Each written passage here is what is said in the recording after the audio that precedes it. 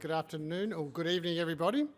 My name's David de Carvalho. I'm the relatively recently arrived Executive Dean of the Faculty of Education, Philosophy and Theology at the University of Notre Dame, and we're very proud to be hosting this lecture series with our guest Tom Bennett, who may well be well known to many people in the room and online.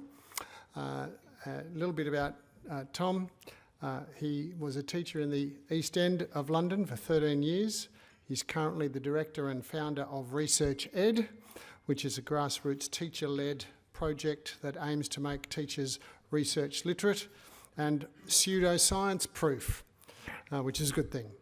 Since 2013, Research Ed has grown from a tweet to an international conference movement that so far has spanned 3 continents and 6 countries and is very strong in Melbourne in particular.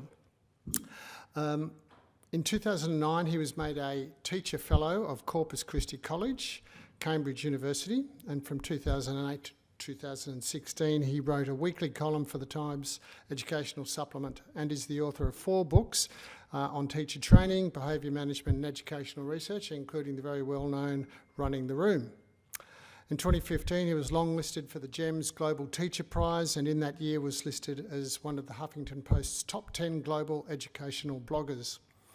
In 2017, Tom published an independent review of behaviour in schools. He recently chaired the Behaviour Management Group for the Department for Education and is currently their independent behaviour advisor. He coaches teachers and schools internationally in all aspects of behaviour management and research integration. He's also relatively recently been awarded an OBE. So we're very pleased to have Tom join us. Before we get underway and ask Tom to the podium, I would like to acknowledge that we're meeting tonight on the lands of the Wurundjeri people and pay respects to elders past and present, because they have been, are and will continue to be true educators, passing on the knowledge and wisdom of their cultures through thousands of generations. Notre Dame doesn't have a physical presence. We're starting to get a little bit of a presence in Melbourne, but our campuses, for those who may not be aware, we have a campus in Fremantle and a campus in Sydney. And Tom gave the first of his 3 lectures on the state of education in Fremantle campus last week, entitled The Dark Ages. And then on Tuesday, it was the second of the 3 lectures, was The Enlightenment, and tonight we have the Renaissance. Now, I hasten to add that people should not read anything into the locations and the titles. I did have someone say, does that mean Perth is the Dark Ages? Definitely not. It's a beautiful part of the world. And so, without further ado, Tom. Thank you very much.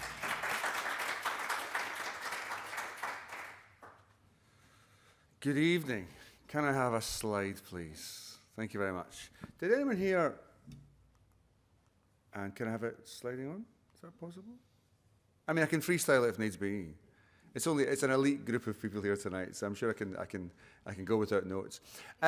Listen, did anybody here listen to or attend any of the previous lectures?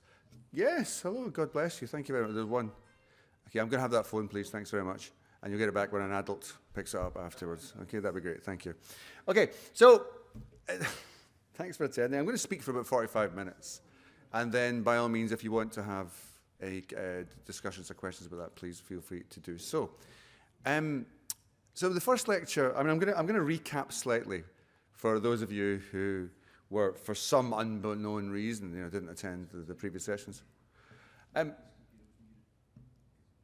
Sorry, guys. Thank you. Okay. Thank you very much. Cheers. All right. So the first lecture, I called it The Dark Ages because, of course, why wouldn't you want to have a melodramatic introduction to what it is that you're doing? I was speaking about the problems that people had in the past about acquiring behavioural knowledge and acquiring some kind of circumstances where children could flourish in dignity and safety and calm and so on.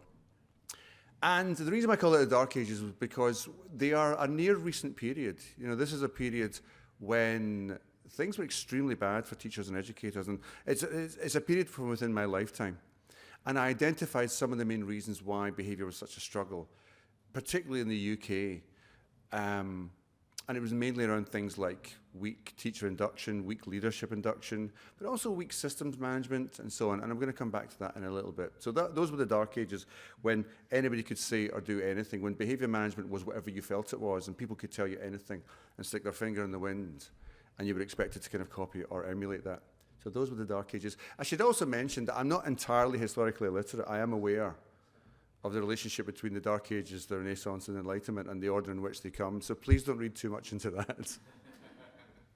just in case Twitter explodes, or X, as Satan calls it, as it usually does, to be perfectly frank, when you find a typo in somebody's slide.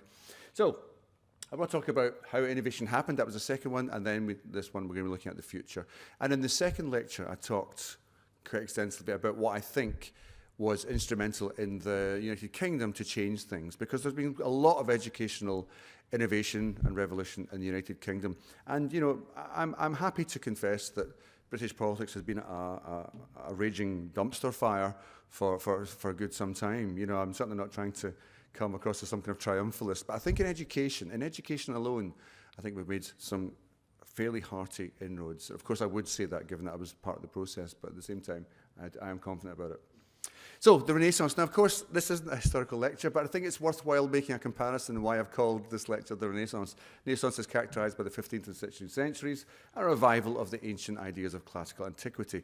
But not just a revival. It was also meant to be an improvement upon, building upon the ideas of classical antiquity. It was looking back, and it was looking forwards. So it was a time of great revolution, ideologically, scientifically, and physically for many people. Now, this also invokes a discussion I often hear in education. People frequently say, and I've heard this a lot from people since I've been in Australia, when I talk about, for instance, the behaviour curriculum, which I'll mention in just a minute. And people have said, oh yeah, this is a return to the old school, isn't it? This is a back to basics. You know, and then, you know, essentially, in fact, a couple of the radio hosts, and it was usually radio hosts that would say this, you know, so this is traditionalism, isn't it? This is traditional education. And I would argue no. Because what we're advocating, or what I'm certainly advocating for as an innovation, isn't really the schools of 60 or 70 years ago or 80 years ago. Those classrooms are gone. That cultural paradigm is gone. Society is no longer the way it was, even if we wished it could be, which I don't think we do. And certainly we don't have things like, you know, corporal punishment and so on. And whenever you mention, you know, traditional forms of education, whenever you talk about going back to basics when it comes to behaviour, people often say, yeah, I completely agree, we should bring back the cane. And I've heard, you know, I get that a lot. And then people kind of come up to me in parties with a glass of wine in their hand and say, yeah, I completely agree. And I usually have to kind of shuffle away and say, please stop talking to me. You know, we don't hit children. You're not job. So I would at a pinch, I'll refer to what my own ideas and philosophies as neo-traditionalism, which is and it's very much in the vein of the Renaissance. There is a looking back, but it's also a building upon some of the things that we've done in the past which worked, and jettisoning the things that didn't.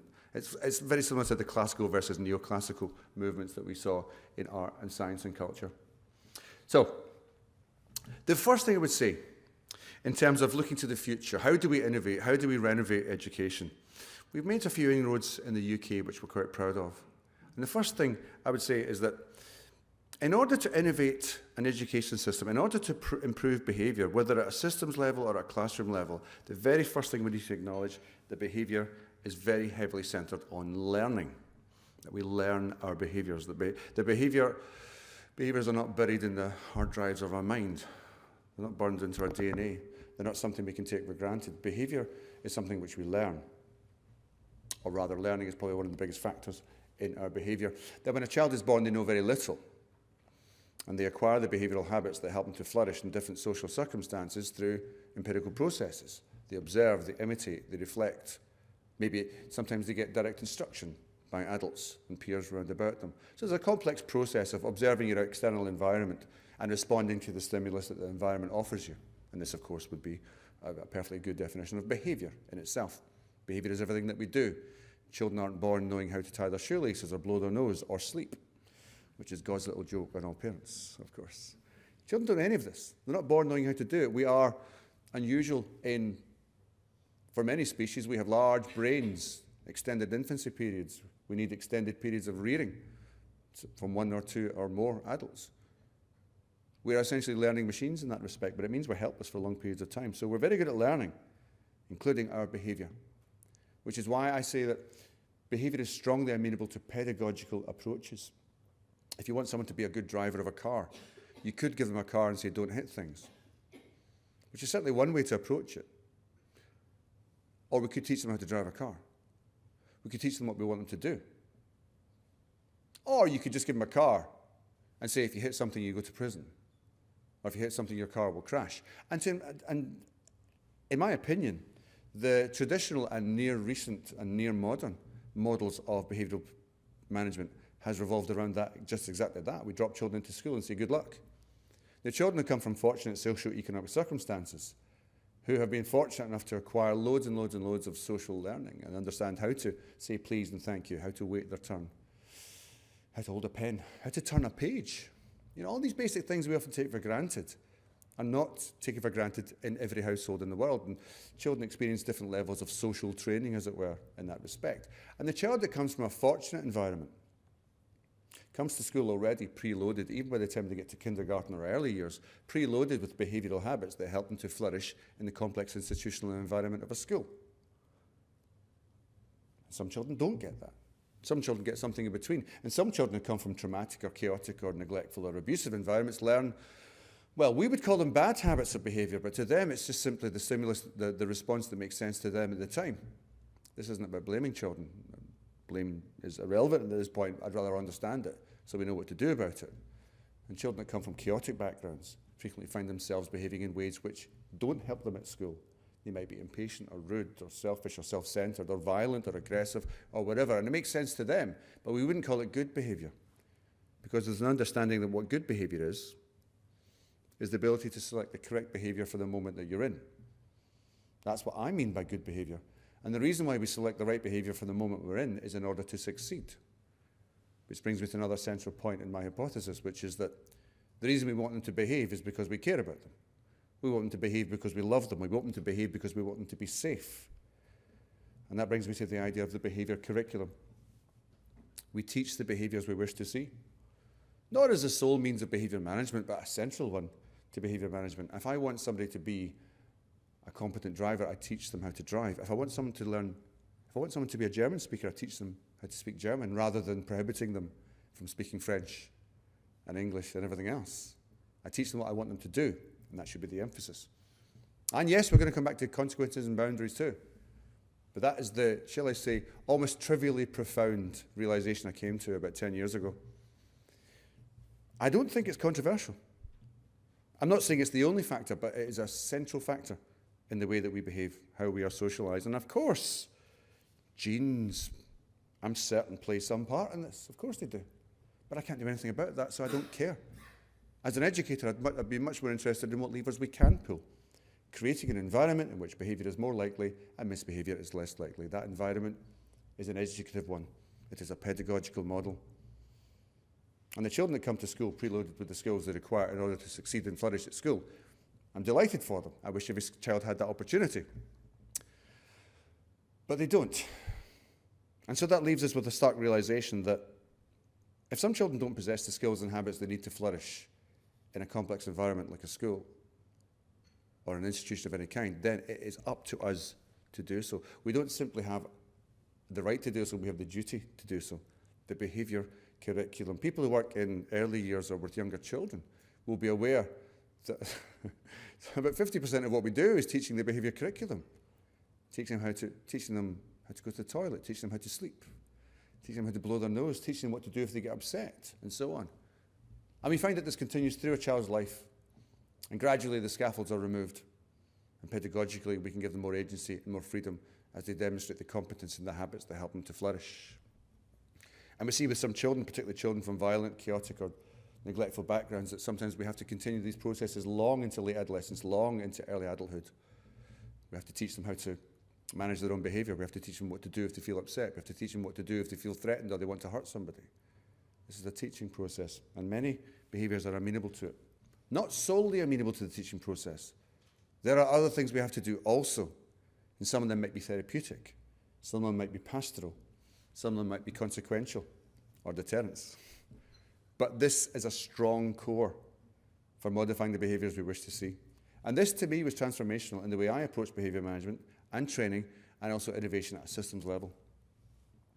The behaviour curriculum. I'm trying to think if I haven't covered any of that. Not really. So you can just look at that slide for a few minutes while I go and grab a coffee. No. My next point is this. The behaviour curriculum is a curriculum. It is a pedagogical model, which is to say it is taught, not merely told.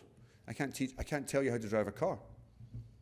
You wouldn't be able to demonstrate any level of competence if I just told you how to drive a car, any more than I could describe to you how to tie your shoelaces. It's a taught experience. It's our action. It's interaction. It's reaction. It's the feedback of the moment. It's the feedback of the teacher. It's practicing. It's doing it again. It's correcting what you've done. It is the essence of a pedagogical model, which is to say, we do not simply give children a list of rules to follow. Imagine giving a child 6 years old a list of rules to follow in a school and hoping that they follow them.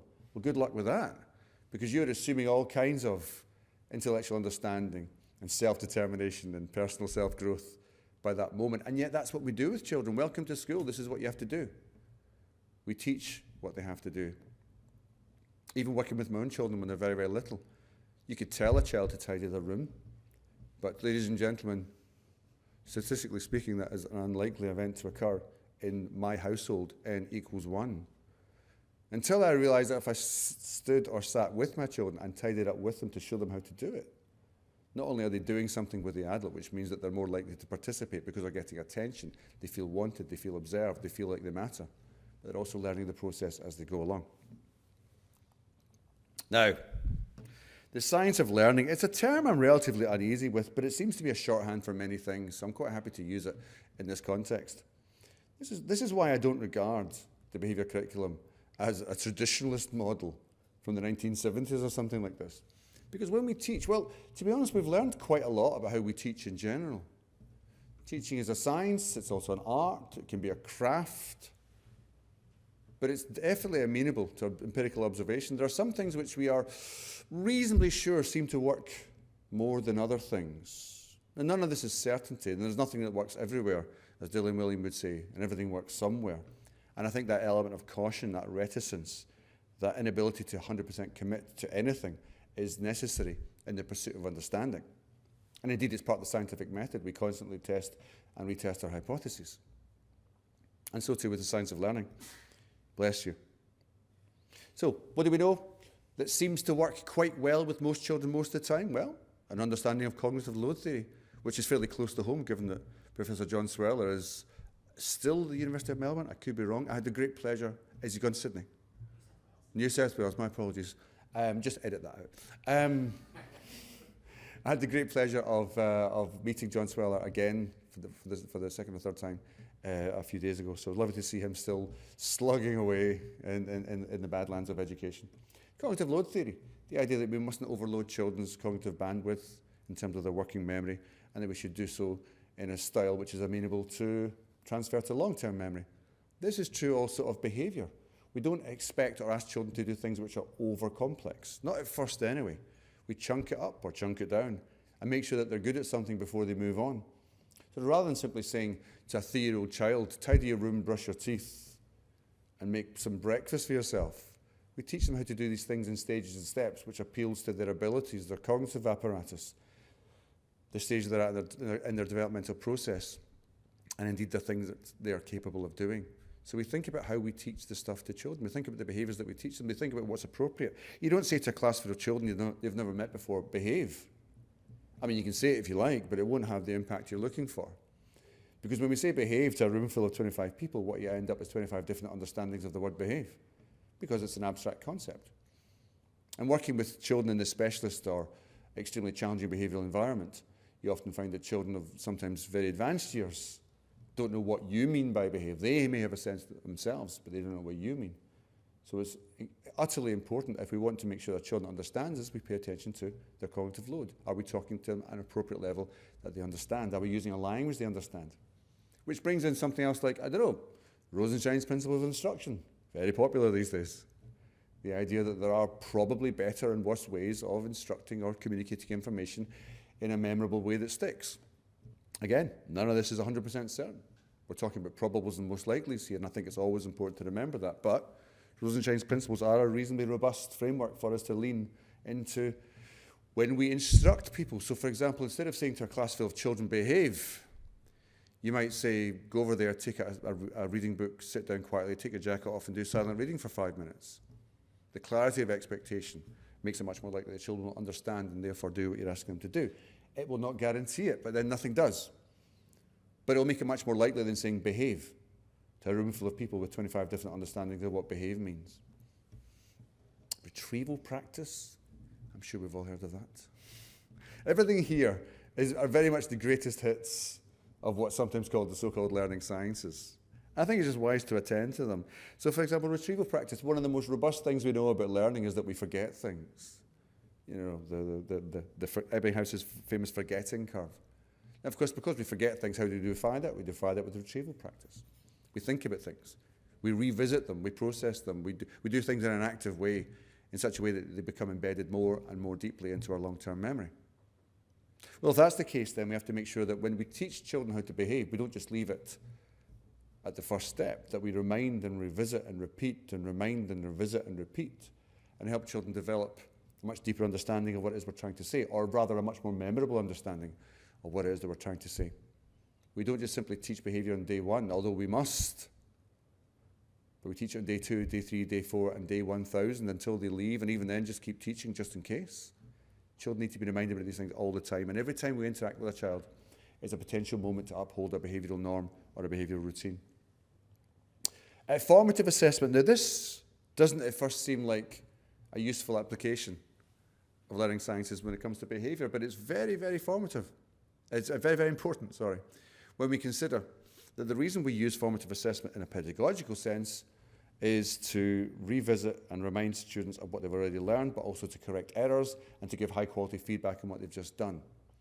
It's one of the most powerful things we can do. It's also one of the cheapest things we can do if we assimilate it routinely and adequately into our practice. Although, strangely enough, I visit a lot of classrooms, and I've been to almost over 1,000 schools now. And I frequently see teachers not using this particularly well. Even still, even in the year of our Lord 2024, that teachers will still move on from topic to topic to topic without having some kind of consolidating moment where we revisit the learning that's just been executed, and seeing if they've done the right thing and giving people high quality feedback on that. Well, we do the same thing with behaviour. Children need to be immersed in our understanding, in their understanding of have they done the right thing or the wrong thing, or should it be changed, should it be different, are they on the right track? When we don't provide children with that high quality feedback on their behaviour, they naturally assume that what they're doing is acceptable. Not right, not wrong, just acceptable. It's okay. And this, I guess this echoes or paraphrases Doug Lemov's point that, if you permit it, you promote it. Or rather, my kind of $5 version of that is, if you accept it, it becomes acceptable. Not good, not bad, but just acceptable. You're allowed to do that here. And we see this in the ways in which teachers can sometimes let things slide and ignore things and not respond to a child if, for instance, they said something as dreadful as being racist or misogynistic and so on. Because when we do so, we're basically saying to children, that's fine, carry on. It doesn't mean they'll do it again. It doesn't make them do it again. It doesn't mean anyone will do it again. But it gives them permission to do so in the future. And that inhibition is removed. And worst of all, it can normalise, and other children think, well, we can do this too. But that also happens with lower level behaviours too. Minor disruptions like being late and not having a pen, or talking over somebody else, or not trying very hard in class. Children will do what they're permitted to do. So we need to immerse them in formative feedback about what they should be doing. Again, this is still a pedagogical model.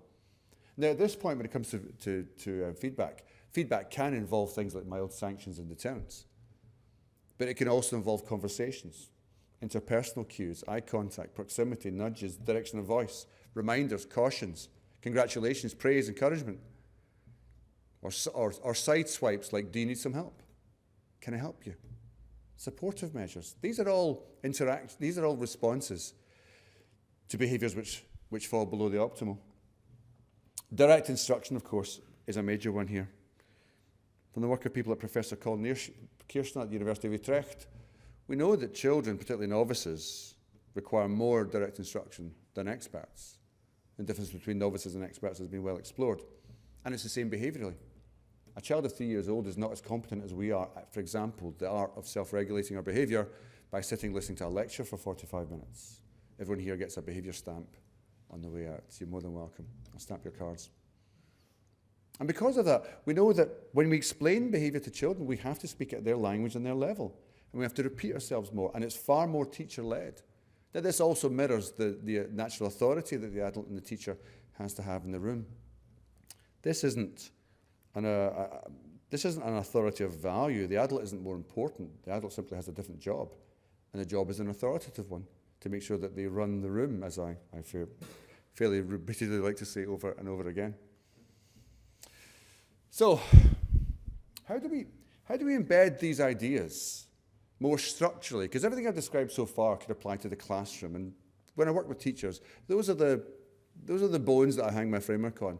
How can we start to think about this in the future in terms of innovating and creating sustainable success which stays beyond the moment? Well, I would strongly suggest that there needs to be an exploration. In almost every country I've been to, this is not specific to any state or country. I have never seen a country which really gets this right. We have made some headway in the UK, particularly England, but I wouldn't say we're there yet either. So please, this is not a note of triumphalism. This is more a note of caution. That very frequently teacher training can be so deeply embedded in theory over practice that teachers can sometimes struggle with the practice when they come to the practical aspects. And the integration between the academic and the practical environment is often imperfect. I mean, not that I could say it ever would be imperfect, but there's often an assumption that we will learn behavioural management training on the job in the school. What if the school doesn't know how to train that? And the schools frequently say to me, we expected this to be learned in teacher training colleges. And they say to us, no, we expected it to be done in the school. Well, let me be the voice of alarm here, that we need to collaborate on this and think to ourselves, where should teacher training be delivered? We need to apply pedagogy to the pedagogues. And the reason why I say that is because when it comes to teaching children, we are often acutely aware of things like differentiating and making sure they understand at an appropriate level which is appropriate to them, and we use retrieval practice and testing effects and so on. We're often quite cogent of that. But when we train teachers, we often do so in a way which I think is not amenable, or which is not representative of high-quality pedagogy. I remember my favourite experience of sitting in a 1 hour, 45-minute lecture where they told us that children learnt best in groups by themselves. I remember thinking this was quite ironic, that we were receiving this in a lecture, and that perhaps we should just do it by ourselves in groups. But anyway, I digress. That was probably one of the worst examples of it. I don't wish to make that representative or emblematic of the entire experience, but I do often fear, and this is something which I see time and time again, that within teacher training, whether it be school-based or higher education-based environments, there are superheroes in all of these environments. I have seen brilliant teacher training, I have seen brilliant teacher trainers. But I often, and I'm saying this really carefully because I don't want to make this sound like I'm bashing one part of the sector. I just think when something isn't working, it needs to be pointed out. I've often seen many, many teacher trainers who themselves struggle with behaviour management or struggle to articulate it or think it's okay for me to pass it on to the school. Well, schools are struggling too. And so we have a duty as a sector to collaborate with one another and ask ourselves, what could we do to improve this? I would suggest that newer teachers should be given scaffolded experiences. Now, again, this doesn't sound particularly new, but I go to a lot of schools. Now, the realpolitik of the situation is that many teachers are given circumstances that swamp them.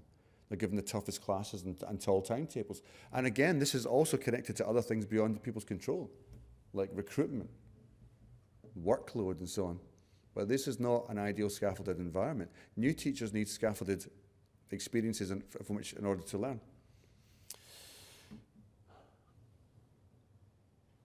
I would also suggest, he says, jumping to the last bullet point, that we would be very well served by abandoning as many of the behavioural myths as possible. Many of the aspects of 19th century philosophy that still appear to dominate the way in which we sometimes prepare teachers for the classroom.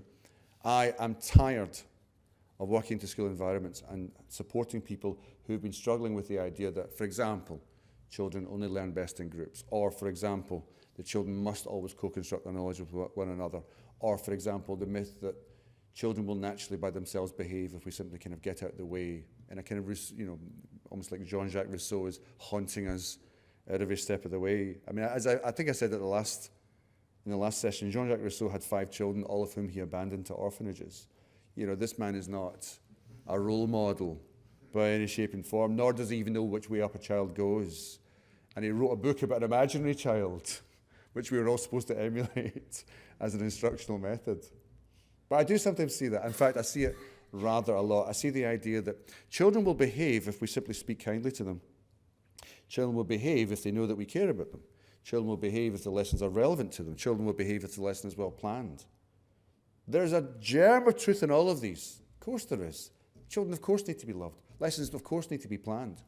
But these are necessary but not sufficient conditions of behaviour happening in a school environment. If children have habits which are contrary to the classroom, then you will get bad behaviour, no matter how well planned your lessons are. If children are coming from homes which are neglectful, traumatic or chaotic, then frequently you'll get behaviour which is suboptimal, although not always, of course, because trauma can mean different things to different people.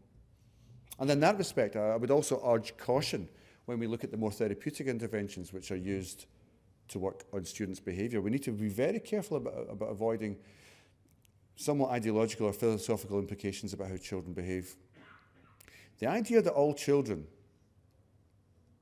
are amenable to therapeutic interventions and that misbehaviour is some sign of a pathology of psychology or a pathology of character is simply not true. Children misbehave for the simplest of reasons.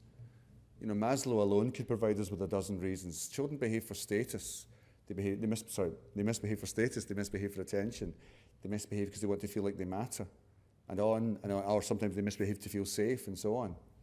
And one of the things that schools must do is provide a safe, calm, predictable learning environment in which children can feel like they can relax. They feel like their behaviour doesn't have to be toxic in order to be understood or to matter or to be seen. And we can guarantee that if we work hard enough at it. So avoid the behaviour myths. Not all behaviour stems from trauma. I would say that's obviously true. I'm not sure many people would say it all stems from misbehaviour, but I see lots of school paradigms set up on the understanding, on the assumption that when a child misbehaves, we have to explore deeply the reasons behind it. The vast majority of mainstream misbehaviour is done for entirely normal spectrum reasons. And let me be quite clear here. Trauma is real. Trauma is devastating for people's lives. And I've mentioned before the definitional drift which has occurred when it comes to trauma, that trauma used to mean a head injury. And then it meant a significant ghastly life event which affected your psyche, like PTSD, watching your friends die or something. And then it drifted definitionally to mean difficult but common life experiences like watching your parents divorce and so on. And now frequently I hear trauma being used to describe anything from a child throwing a pen at somebody else or being asked to do a test. And there's a difficulty there, and we have to be careful, because I get quite animated by this, because treating everything as trauma means nothing is trauma, or treating everything as trauma means that we can't focus on children who are burdened by, who are devastated by trauma in their lives. We have to make sure we focus our finite resources on children who really need it best. And treating all misbehaviour as though it's something which is amenable to therapeutic processes, counselling processes and pastoral process as well. This reminds me of one of my main problems against the restorative project. Restorative processes are very, very useful sometimes. They are a tool, and like all tools, their utility is defined by context. And I would advise restorative processes in some contexts. I'm not anti-restorative practice. But we've got an enormous amount of evidence from restorative practice from the justice system, which is where restorative practice in its modern incarnation came from. Obviously, historically, it came from civilizations as ancient as the Celts, the Mayans, and the Maoris. But that just means it's a part of normal human practice. That just means it's been with us forever. The modern incarnation of restorative practice comes very much from the penal system and the justice system of New York in the 1970s. Now, may I remind you that when you're using restorative practice for somebody in prison, they are already in prison. And that consequential practices have already been employed, although not exclusively for people in that situation. And also, restorative practices tend to work best with people who are the most conscientious. People who are prepared to accept responsibility for their actions. People who can be persuaded that what they did was wrong and they made a mistake in the heat of the moment, for example. That's where restorative practice can be very, very powerful. But if a child isn't capable of accepting responsibility for their actions, or worse, a child does accept responsibility for their actions and agrees with it, restorative processes are very, very weak indeed. If somebody punches somebody else in the face and you say, can you understand the impact of your actions? And they say, yes, it's what I wanted, then a restorative conversation is going to do nothing. And there's multiple other problems. I think we often fetishize some things in behaviour. And I mean fetishize in the religious rather than the Freudian sense, which is to say we attribute magical powers to inanimate objects. We fetishize lots of things in education, group work being one. Group work is great, if not essential in some circumstances, but it is not the sole way, of course, we would teach things. And yet I've been in schools that have tried to make everything group work, or everything working in circles with one another because they think that's the best and only way to learn. Of course, that's a fetish. And restorative practice can be fetishized, and trauma-informed practice can be fetishized. These things are tools to be used in certain circumstances, particularly with children with levels of high challenge, complexity, and chaos and difficulty in their lives. Teacher training must be rooted in the practical experience. I recommend things like scripting. I recommend things like role plays. And again, none of this is ground-shattering. None of this is an earthquake in education. This is stuff that good people do already. I am, I hope, humble enough to say that the good practice I've seen is stuff that lots and lots of people do. What I don't see is this being performed at scale. I don't see it being taught at scale. I don't see it being insisted upon at scale. I see it happening, but it is patchy. It is intermittent. I see a very variegated landscape. And in the same way that almost no child should be allowed to leave the primary experience illiterate, I would say almost no teacher should be allowed to leave the teacher training experience without these basic tools as a guaranteed minimum, not as a maximum, as a minimum as part of their teaching process. And it is not. And we should be working every second that we have to make sure that we do, and they are. A story I frequently tell is that when I worked in an American-themed diner restaurant, which may or may not be TGI Fridays, I was given a 2-week induction training course in how to mix a margarita and recommend a fajita, and indeed pronounce fajita, which took me some time in Glasgow. You know, and how to clean a table, and how to greet a customer, how to answer a phone, which I remember at the time thinking that it was quite steep and perhaps too much for a mere burger bar. But I understand what they were trying to do now. They weren't trying to make me an expert. They were trying to make me a competent beginner. And teachers need to be competent beginners at the start of their career. And when we don't do that, they learn bad habits. And the incompetence can embed and flourish and deepen and become a scar, which is very, very hard to unpick or undo. Classroom practice must be simple. At the beginning, as simple as possible, but no simpler, as Bertrand Russell might say about philosophy. As simple as possible, but no simpler. Beginning teachers should probably not, in my experience, be dominated, with complex master's theories about constructivism or pedagogy of the oppressed and so on. These are fine things to study, but they are not what you give to a beginning teacher beginning their career, desperate to try to make sure their classrooms are safe, calm, predictable, and dignified. This swamps them, and many teachers never recover from it. These are master's subjects. So we should teach proactive methods of behaviour management, teaching the behaviour we wish to see, the behaviour curriculum. And we should also teach reactive methods of behaviour management. Absolutely, sanctions, of course. Boundaries are utterly necessary for any child in any environment. Boundaries patrolled perhaps by some form of mild deterrent. Never punishment. Punishment seeks revenge. Punishment speaks to anger. Punishment is vengeance. Punishment is the plot line of a Liam Neeson movie. Punishment is not what we're in the business of in a school environment. We're looking for deterrence. And when a traffic warden or a member of the traffic police hands out a parking ticket or a parking fine, they don't do so in anger. They don't do so to punish. There's no emotional content. They're not getting their own back. Well, it shouldn't be anyway. It's done to deter. It's done to avoid the future reoccurrence of the deterrent. Deterrents don't work equally on everyone, but they are very, very effective short-term behaviour modifiers for the majority of children. Or in other words, without boundaries, children believe that schools are the land of do as you please. And for a boundary to be meaningful, it has to have some kind of consequence, and that consequence cannot always be conversational or pastoral. Sometimes it has to be a deterrent. Don't do that again. Not because we wish to use deterrents, because we don't want them to do it again. And for perhaps a small percentage of children, maybe 5%, those deterrents are extremely necessary. The vast majority of children will do the right thing if we teach them well enough. I genuinely believe that. I am somewhat of an optimist about human nature. The vast majority of people would drive safely and sensibly and well if they were simply taught how to drive safely and sensibly and well. Through pragmatism, through morality, through self-interest. But 5% of drivers do not, unless there was a consequence for driving badly, running a red light, breaking the speed limit, and so on.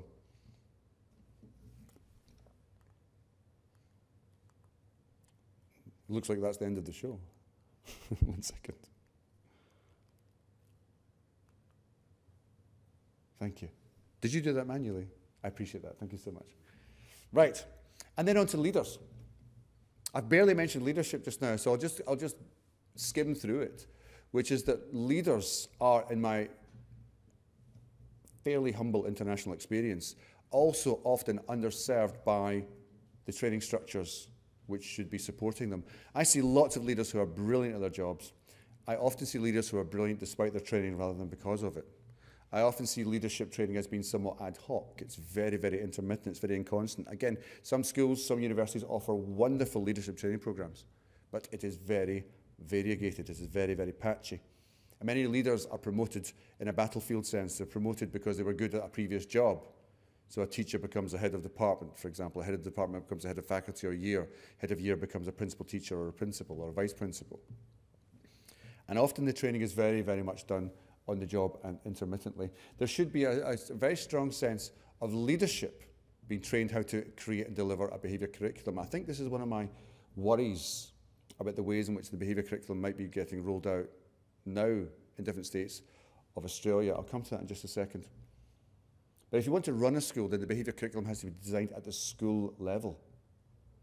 There is no one-size-fits-all model. Every school leader needs to come up with their own understanding of what healthy, good behaviour is, and it will vary from school to school. And the reason why I'm very bullish about this is because I've seen so many schools be brilliant in hundreds of different ways. There is no ideal school for us all to emulate. I've seen brilliant schools. I've seen Marsden Road. I've seen McKellar Community School. I've seen them all over the world. But there's no one school I would say, yeah, you must be that school. We can learn from one another quite happily and quite ably. My advice to any school leader is that the school should be the best version of itself. You might walk on the left, you might walk on the right, it doesn't matter. Pick something. Whatever it is you pick, is it dedicated towards a central aim? Are the children safe? Is the environment calm? And is everyone treated with dignity? If that is achieved by your behaviour system or by your behaviour curriculum, then the behaviour curriculum has served its purpose, because everything else is possible on top of that. But until that is achieved, very little is possible. Children do not learn in chaotic environments. And the children who are least served by a chaotic environment are children from chaos, children from disadvantage, children from traumatic, neglectful, or abusive environments, children with special educational needs. They're the children that need predictable, calm, dignified environments more than most. And every school I've seen which follows this with fidelity is incredibly inclusive. This is not a charter to remove children from schools. Rather, it's a charter to include children in schools. Children with ASD, children with ADHD need calm, safe, predictable environments. They need support. And sometimes that support won't happen in the classroom. Sometimes it will happen outside of the classroom. But they need boundaries. They need the behaviour curriculum. They need to be taught what to do. They need routines and norms. They need to know that they matter. And because they matter, that's why we have high expectations of them, because they matter, not because they don't. And one of the main things that I think we need to focus on is that leaders, once they've decided what the behaviour curriculum is, in great detail, and I mean great detail, it cannot be vague. It can't just be, we are respectful here. That's too abstract. That means nothing. You have to boil it down into actual behaviours. You know, we will hold doors open for people. This is how we enter a classroom or leave a classroom. This is how we speak to a grown-up. This is what to do when you're stuck. This is what to do when you're late. This is what to do when you're unhappy. This is what to do when you finished first. This is what to do when there's a relief teacher. We teach the behaviours we want to see that we find easy and they find hard. Teaching the behaviour curriculum liberates children because it makes them more independent, not less. If you teach someone to drive a car, they can drive a car. It's not an act of oppression to say you have to hold the wheel with your hands. You know, I mean, there are other ways to do it, but I would suggest we start there. It is not an act of oppression to say to children, here's a really good way to share. No child knows how to participate in group work. Group work is not intrinsically built into our hard drives. Most children are rubbish at group work. Most adults I know are rubbish at group work. It's a taught, socialised skill to act simultaneously with somebody else at a collaborative goal with a common aim where we all do different things in a kind of a version of division of labour. If we don't do that, children just do what they always do, which is that one child does the poster bubble writing, and two children talk about TikTok, and one child does all the work, and everyone gets a prize.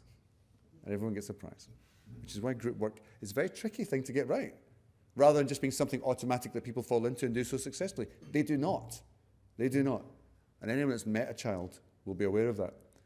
Once you have your behaviour curriculum, though, it has to be turned into a training programme. And the training programme is where we train staff in our expectations of them. No staff member is born knowing how to conduct a parents' evening, or a phone call home, or de-escalating a classroom, or issuing a sanction, or starting a lesson or ending a lesson. Some people are great at it naturally, some people are not. All must be taught. The leadership must create a training programme, which is a guaranteed induction process. Every school should do this, and it should happen before they start teaching children. In addition to any teacher training that they've gone through any external bridging postgraduate or undergraduate programme, there should be an in-school induction process. A day would be great. A week would be better. If TGI Fridays can give me 2 weeks, then perhaps we can invest in the future of our future teachers. And then we train staff to teach the students the behavioural expectations. This becomes a little bit meta at this point. But when staff train students, then staff themselves become hyper-aware of what the behavioural expectations of children are. And the way in which we close this circle, the way we round this off, is by making sure that leaders are themselves trained to hold staff accountable for their actions. And this, may I just say, is something which is easy to understand, but frequently not done. I go to lots of schools where I see leaders who are aware of what staff should be doing, and staff who are roughly aware of what they should be doing, but leaders are not holding them to account for not doing it. Somebody might come in late to a meeting, and the leaders roll their eyes and kind of tut, and off they walk, and don't say anything about it, because most of us are quite confrontationally averse. Most of us don't like walking up to people and saying, excuse me, I noticed you were late, is everything okay? Now that itself is a learnable skill, may I just say, and I used to hate doing that. Now I find I have no trouble in it whatsoever, but it took a long time of habituation to overcome a very natural fear of, do I look like I'm telling somebody off or telling them what to do? This is a supportive mechanism. This is the feedback we give staff in the same way we give students feedback on their behaviour. And when staff get used to it, it no longer becomes threatening or unpleasant. It feels normal. As Proust says, in the end, we can get used to anything. And we can, if we normalise it. And as leaders, the most important task is to make sure we normalise the right behaviour and the right conduct. And then at the systems level, let us go up to the lofty Olympian heights of the gods. What would a minister do? And I've worked with many, many ministers in the United Kingdom. They all love a crackdown. And all they want to do is crack down on things. It's the strangest thing. In the UK, as I mentioned last time, the average tenure of a school minister is 18 months. That's not long. That's not long. You don't get much continuity. I think one of the reasons we've seen some kind of impact in the UK is because we've had continuity of ministers. Michael Gove, who's a divisive figure in many ways, was there for 4 years, which was already 3 times longer than most. And Nick Gibb, the schools minister, was there on and off for about 13 years.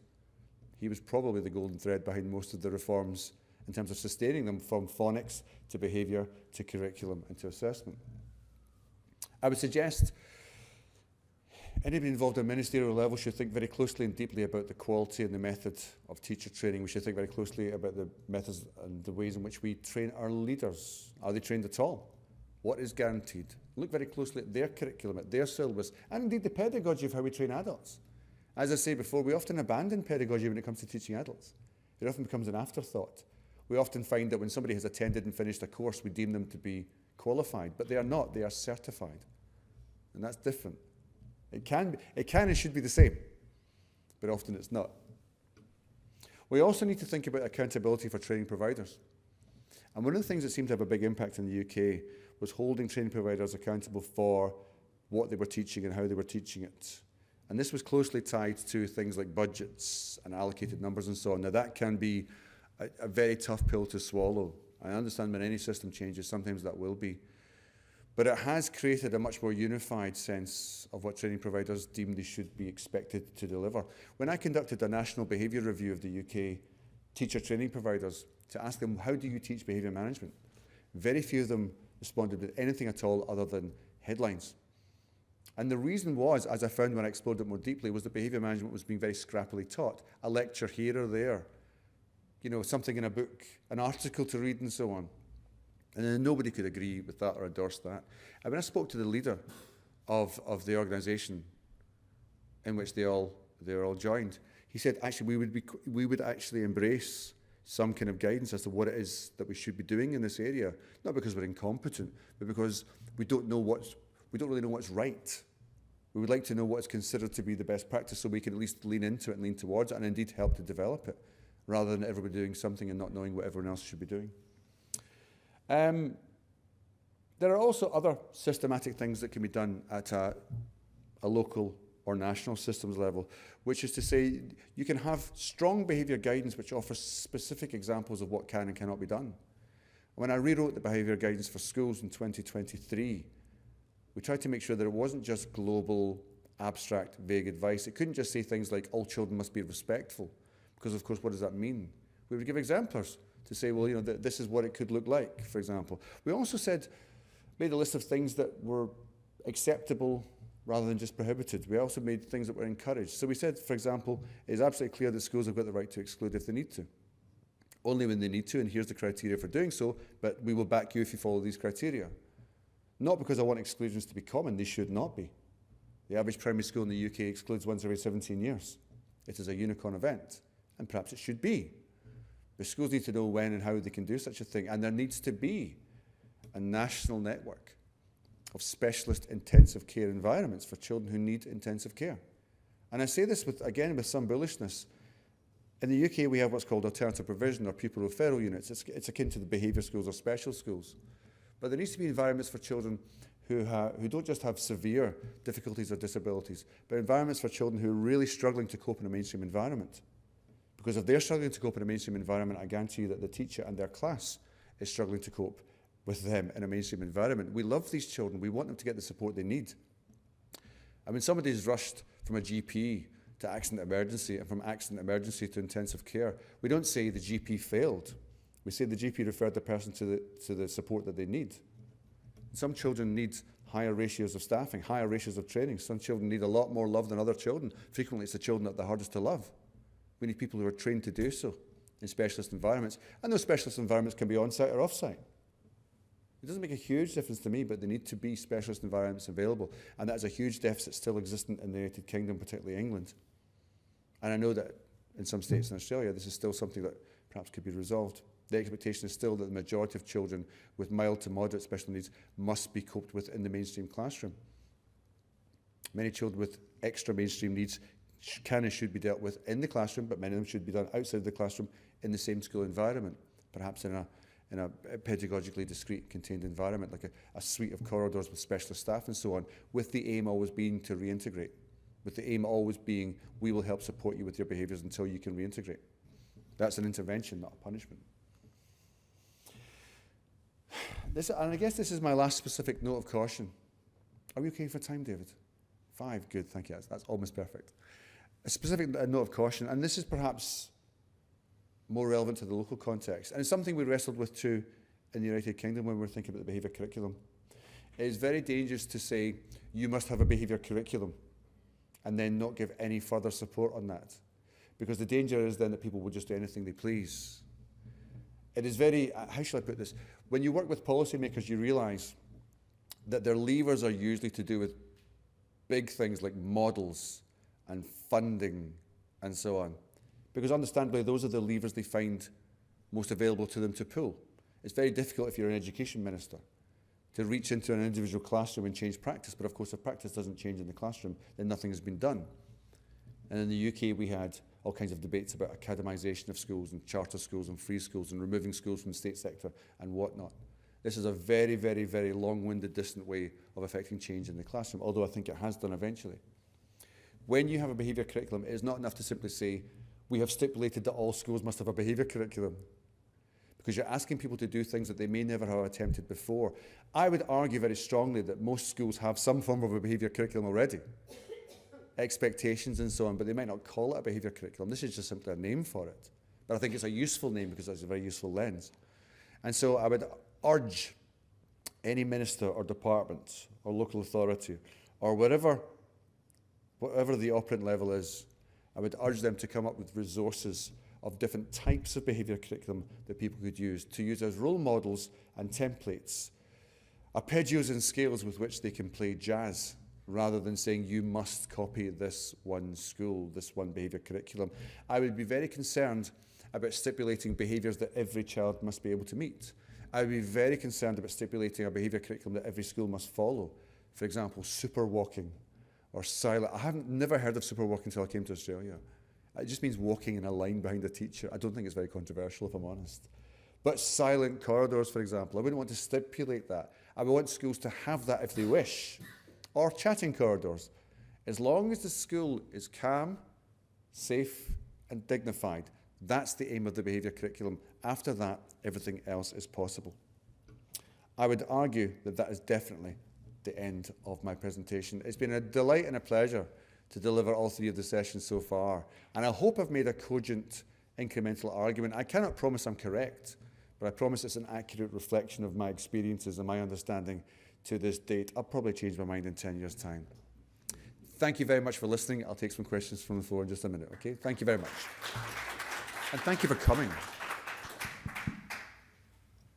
Great, thanks very much, Tom. So we've got about half an hour for questions, and we'll try to encourage questions from the people in the room, but I think we've got about 100 people online, and if they've got any questions, happy to have a look at those as well. So I'll just take a show of hands. Has anyone here got something? Because I've got something to ask. Okay.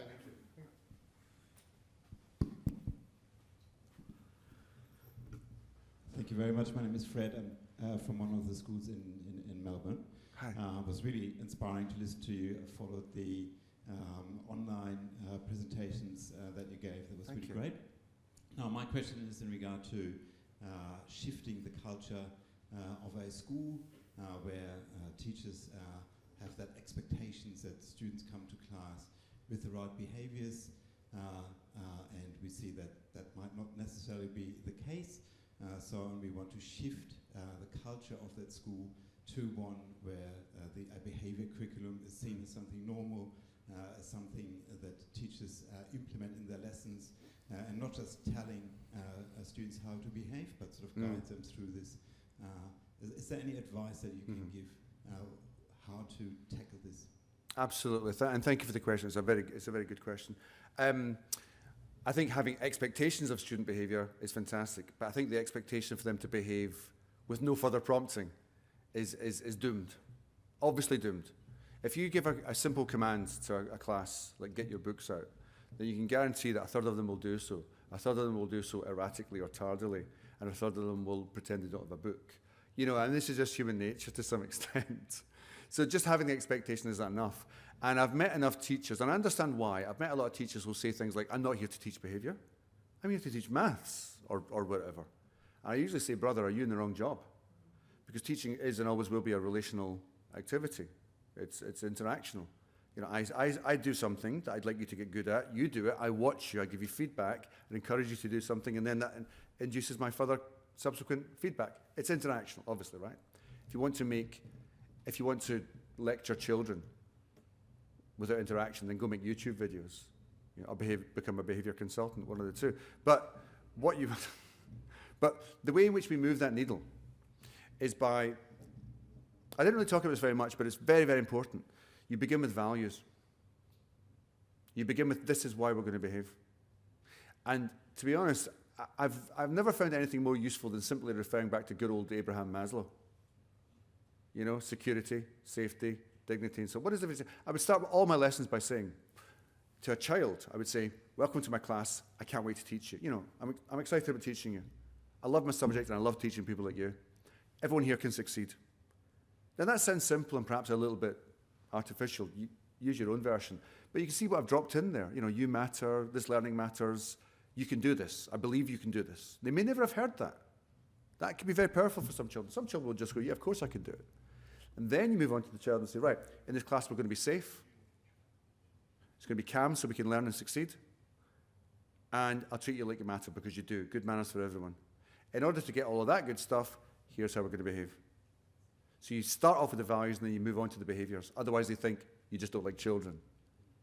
But I want them to behave because I want them to succeed, and I want them to succeed because I care about them. And that is very, very powerful. They are a member of my community. We are a member of this community. You matter. That is so powerful. And briefly, that then goes on to staff as well. If you want to change staff, you say, listen, thank you so much. Some of you are doing a great job, and I'm really, really proud of what most of you do most of the time. We're doing some great work here. We can do better. So here's what we're going to do from now on. I know you want your classes to be safer. I know you want to go home at 5 o'clock. I know you want to have a good work-life balance. I know you want to be teaching more rather than following on behaviour. So here's what we're going to do. You appeal to values they already share. It's called value mapping, and it's very, very powerful as a way of establishing rapport. It's a very persuasive way. And you'll still get people objecting, but you will have fewer people. So, there's so much more I could say, but I'll be brief. Hi. Hello. Thank you so much. My name's Amy. I'm a former teacher who's now become a consultant. So The dark side. The Congratulations. dark Well side. done. Join us. I work at a place called the Grattan Institute, which is a public policy think tank, so I'm really interested in thinking about the systems level. Yeah. And looking at the English system, there are a few things that seem really curious and like nice structural things, Yeah. like setting up the national professional qualifications, things like behaviour hubs, and then also, I suppose, multi-academy trusts from an interesting structural feature that have become training hubs as well. So those things pinged through my mind when you were talking about we've gotten some things right in England particularly, and I'm wondering what your thoughts are on what those things are that are working well in England. Yeah, oh, absolutely. And you've, for my money, you've correctly identified some of the things I think we're doing quite well. So, for example, there used to be, most schools would be run by the local authority. That's not necessarily a bad thing. That can work perfectly well, but it can become intensely political and intensely bureaucratic, and that's what we saw. Typically, if somebody from the local authority came to help your school, you would be pretty sure they would be of medium to middling quality. A career bureaucrat who had escaped the classroom many years before, and that's obviously I'm caricaturing for comic effect. There were many brilliant ones, but it was difficult. So the multi-academy trusts where schools could form families meant that schools could come together with a common ethos, which meant there was a plurality of ethoses, which I believe is a word. You know, and I don't mean quite as a market model, but in a sense of, well, different ideas can flourish and let's see what wins and what doesn't. And we've had some enormous success with some very large academy chains like the ARC chain, Harris and so on. Not just the little standalones like McKellar and so on. The Dixon's chain, brilliant schools that have, I wouldn't say they've found a formula. Well, yeah, they found their formula, that's fine. And some schools are very, very intensely disciplined. Some schools are more laissez-faire, and that's fine. Some of them work in different circumstances. I think the behaviour hubs, which I manage, so obviously I'm going to agree, and I think is a great thing, a £10 million network peer-to-peer support leadership programme with 850 schools on it, where we take schools with brilliant behaviour in challenging circumstances, not great behaviour because of fortunate demographics, but great behaviour because they're doing something right. And we put them in touch with other schools that are on a different place in their journey. We've seen amazing success with that. What else did you mention? The national professional. Yeah, so we have head teacher qualifications just now. Now, interestingly enough, I would say, up until about 5 years ago, they were pretty rubbish. They were very perfunctory. They were very, you are qualified, congratulations, there's your certificate. But we've beefed it up a little bit. We made it harder to pass. We've also improved the content, which I helped to write. So again, I think they're better than they were before. But we've got different, there are differences in our system which makes a difference. We've got a much more centralised system, although we have devolved it to the 4 nations, which creates a nice, interesting experiment to see what works and doesn't work. Scotland, I'm looking at you. Wales, I'm looking at you. Northern Ireland, I'm looking at you. They've all plummeted because they're not doing stuff like this. And again, I say that with some level of sadness, but also assertiveness. That Scotland, in particular, where I currently reside, is now a basket case of half-baked 19th century ideology and restorative practice. And it is showing in the teachers that are leaving in droves and the violence that we see in schools. Anyway, I'm sure I can do something about it. Thanks, Tom. Sid Manzanito, I'm the head of research at the Australian Education Research Organisation, and I'm really grateful to you for your assistance to my team. A huge pleasure. Say hi to Jenny. Yes, indeed. I'm also interested in system influence. I'm interested in what sort of techniques for social persuasion will allow for this to diffuse a lot more throughout our system. And I'm interested in what you're saying about how this isn't new in terms of concepts of self-regulation. Yeah, absolutely. Or social relationships. Nothing new here at all. Or social cultural Yep. norms. I'm interested in your reflections on the relative trade-offs of talking about this as a behaviour curriculum, which is something new, which can scare people and going, oh, I have to teach another thing. The curriculum is already crowded. I don't have enough time in my day. Versus saying that this is an elaboration of something that we're all already party to, which is we're all here to support children to develop their self-regulation skills. Yeah. We're all here to help them develop their social and emotional learning, their ability to relate, build positive social relationships. So I can see benefits on both sides, but I imagine you've had a lot of conversations about this. What are your thoughts on the That's a great question. That's a complex question as well. So my first response would be that I kind of practice what I preach when it comes to selling this stuff, because I get quite a lot of pushback. I mean, I don't know if you've noticed, but I do. You know, the social media is not necessarily always a fragrant place for me, but I don't care, if I'm honest, because I'm right and they're wrong. And frequently I get pushback for things that I don't say. So when I say something like, so for example, if I say something like schools should be allowed to use sanctions, I don't think that's controversial. I think it's controversial to say they shouldn't, because that's weird. In the same way that traffic wardens give out penalties, they don't give out restorative tickets. You know, traffic police give out penalties and fines and so on. When you get pulled over for speeding, they don't say, what's your unmet need? You know, it is not the same paradigm that should be used in all circumstances, right? I think it's... So when you say, I approve of sanctions, people think, oh, you're the sanctions guy. If I say schools should be allowed to exclude sometimes, people go, oh, you're the exclusions guy. And the reason I say it is because I see so many people who say you mustn't be allowed to exclude ever, which is insane and a safeguarding nightmare. So there's a lot of that. May I just say that one of the reasons why I think you can persuade people is you can short-circuit all of those expectations. And just about every time I've stood in a room full of people and explained what I mean by the behaviour curriculum, most people go, yeah, that makes sense. It doesn't sound particularly controversial or new or weird. It's kind of what we've been doing for a long time. So when you actually unpack this to people, maybe everyone here hates it. I don't know, but it's normally quite persuasive. Most schools, I promise you this, I go to lots and lots of training. I do lots and lots of training. I've been doing it all the past 10 days. And everyone goes, yeah, makes perfect sense. I'm not saying it's definitely right. I just think it does cut through to people. It's only when, if I may say so, sometimes government departments are bad at explaining it. Heaven forbid. Sometimes the media puts a very specific spin on it. It's something which requires a bit of explanation and unpacking. But then most professional things do. And sometimes if I say something like, oh yeah, I'm all for boundaries, or if I said I'm from discipline, I know what I mean by discipline, because discipline means like self-discipline, the ability to self-regulate. You know, like an Olympic athlete has lots of discipline. It doesn't mean they hit themselves, but people hear punishment. When I say sanctions, people hear punishment. They hear revenge, they hear aggression, and so on. And they think back to their own school days, and they think back to their own experiences, perhaps, which were suboptimal. So to answer your question, how do you cut through that? First of all, you do need to do a lot of walking around and telling people about it, which is what I do. I am the world's biggest salesman for the behaviour curriculum. Not because it's my invention, that's the point. I didn't invent it, I threw a name on it. But the behaviour curriculum is something that schools and teachers and families have done, and societies have done since time immemorial. And I refer back to, once again, to everyone's favourite superhero, Abraham Maslow, who's not the world's most robust scientist, shall we say. But there's a lot in it, I think, which appeals, which is this. You can say to ministers, you can say to even hostile schools, do you want your children to be safe? I bet you do. You have to teach them how to be safe. Do you want them to be treated with dignity? I bet you do that.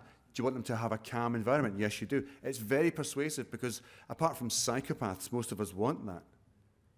And if you have a room full of children from chaotic backgrounds and you say, listen, we're going to make sure this classroom's safe, calm and predictable and you matter, most children from chaotic backgrounds are thinking, oh, thank God.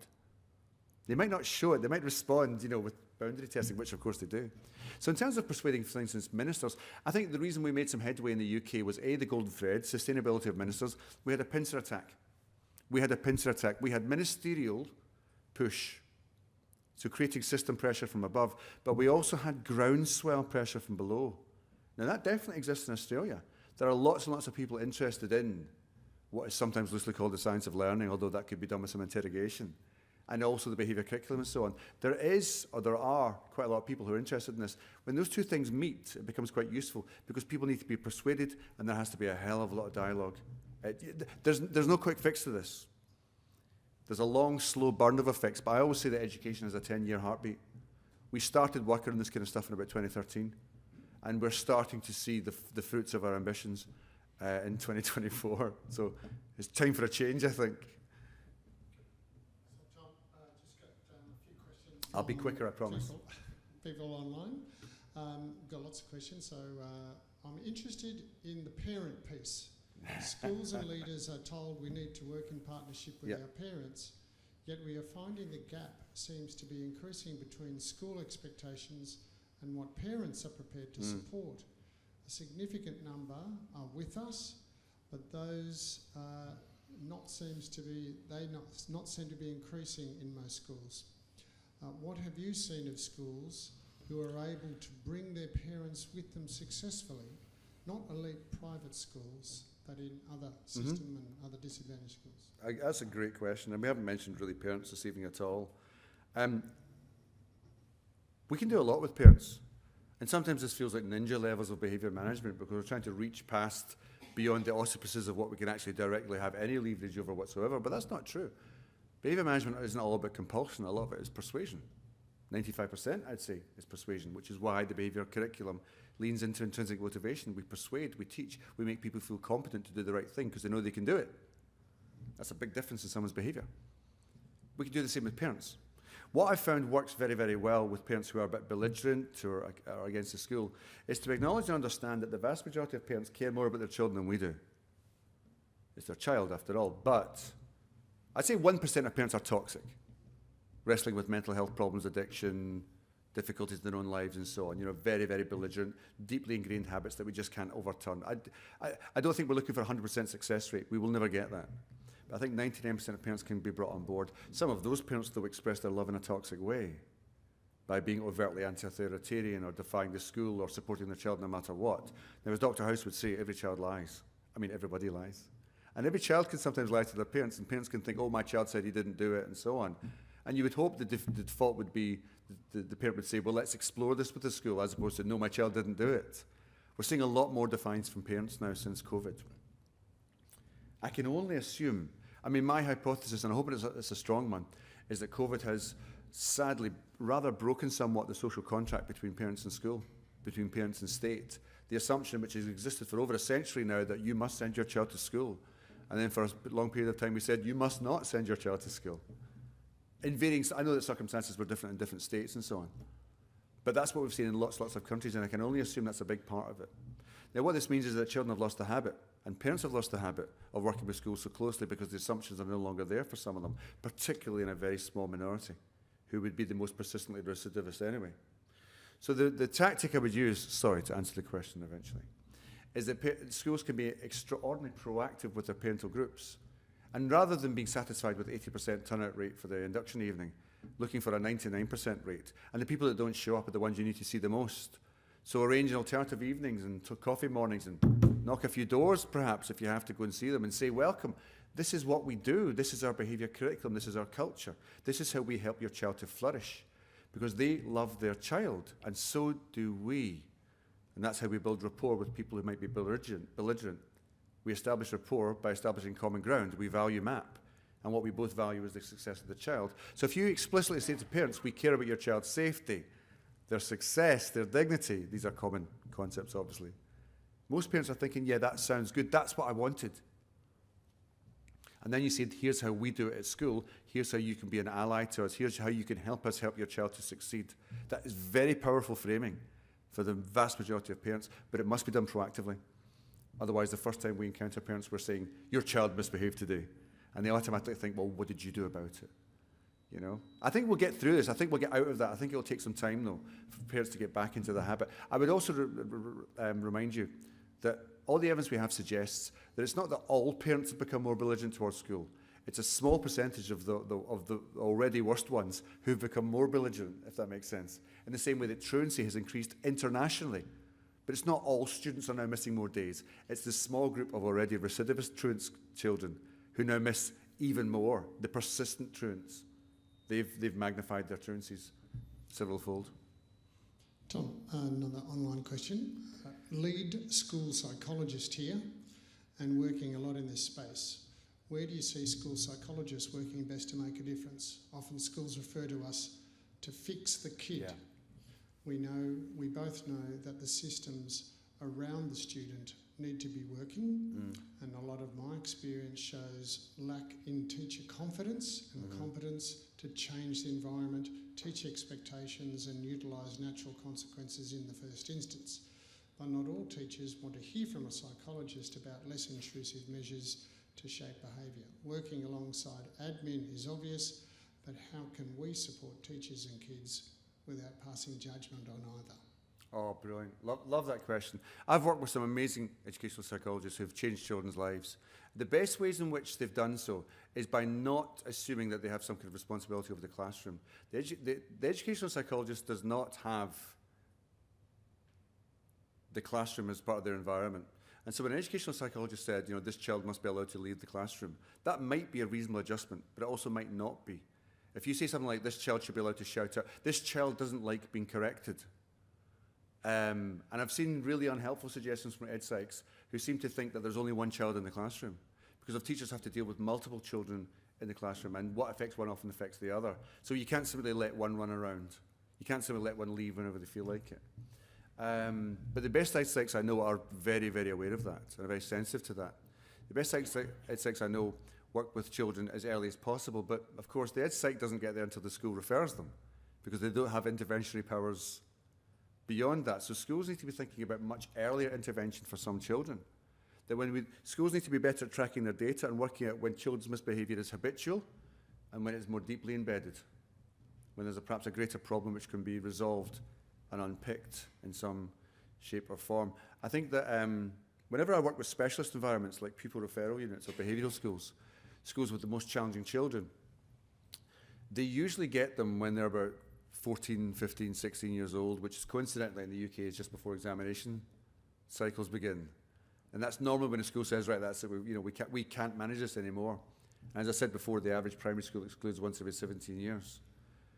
Many of these specialist environments, I say, where you have far more therapeutic processes in contact with third-party agencies like ed psychs, will say, it's great getting them when they're 14 or 15, but if only we got them when they were 8. And then we could have talked about resolving difficulties in their behaviours and their habits and so on far, far earlier. So I think I always implore schools to get involved with ed psychs and therapeutic processes as early as possible, but those interventions might sometimes be done outside of the classroom rather than inside the classroom. It is contrary to the good conduct and order of a mainstream classroom for one child to be given extraordinary levels of exception. In the UK, the legal definition of this would be that children must be given a reasonable accommodation in order to access the curriculum. I think you have something similar. And that's, I completely endorse that. Children must be given reasonable accommodations. That is equitable, that is inclusive. But the accommodation must also be reasonable. And I think educational psychologists and school leaders and principals and pastoral leaders can work very, really well together with the classroom teachers to think what is actually feasible rather than, wouldn't it be great if this child could just do what they pleased? Anyway, there's lots more you could say there, but that's the beginning of an answer. And Tom, just last question. It's been in the ether in some of the comments tonight already. The crowded curriculum, and now we've got the behaviour curriculum. Yeah. How do you find the time to design, implement a behaviour curriculum? I don't know if that's maybe one of the best questions of the night. If workload isn't addressed in any leadership context, then you may as well not do the thing you've asked them to do. If people don't have time to do it, they won't do it. If people don't understand it, they won't do it. If people are doing too much, they won't do it. Or worse, they'll do it badly. They'll do everything badly. So one of the things I often say in terms of workload is when you ask someone to do something else, what can you ask them to stop doing? That's something which I frequently ask leaders to think about, either at the junior, the middle, or the senior level. When it comes to the behaviour curriculum is not something the individual classroom teacher designs and implements. It is something that everybody designs and implements. Everybody is part of the culture of the school. It is the water in which the fish swim. And that the architects of the behaviour culture need to largely be leadership and management. And that is co-constructed by them, and ultimately a decision is made by, for instance, governors or trustees to sign off on this. And this is then taught to teachers. Now, there should be a self-taught teaching experience within the school environment, 1 or 2 days. And I would suggest an annual renewal in order for teachers to understand this, with a coaching program of accessible contact so teachers can know to whom they can turn when they need assistance. This should be teaching and training, I agree, but it's teaching and training to make things not necessarily easier, but more efficient. And eventually it does become easier when you do things more efficiently. When your classroom behaviour improves, you save oceans of time rather than the purely reactive model of endlessly chasing your tail. When you embed habits early on, it is an initial investment of time which reaps enormous benefits. As I frequently say, future you will thank past you, much like a diet or giving up smoking or something like that. It's hard at first, but I'm not here to say it's easy, but it makes it easier in the long run, and it's an enormous saving. And also more broadly in terms of the system level, one of the main reasons cited in the United Kingdom for teachers leaving, and we have a massive retention and recruitment problem, just like I imagine you do. One of the main reason now cited, behaviour and workload associated with behaviour. This is not a small thing. If we tackle this, things get better. If we don't, things stay bad or get worse. It's an article of prudence and pragmatism as much as a moral dimension. Sir, I'm deeply grateful to you for all listening. Thank you so much for coming. It's been an extreme pleasure. And now everyone off to the pub. Thank you very much. I shall see you afterwards. Thank you. Thanks,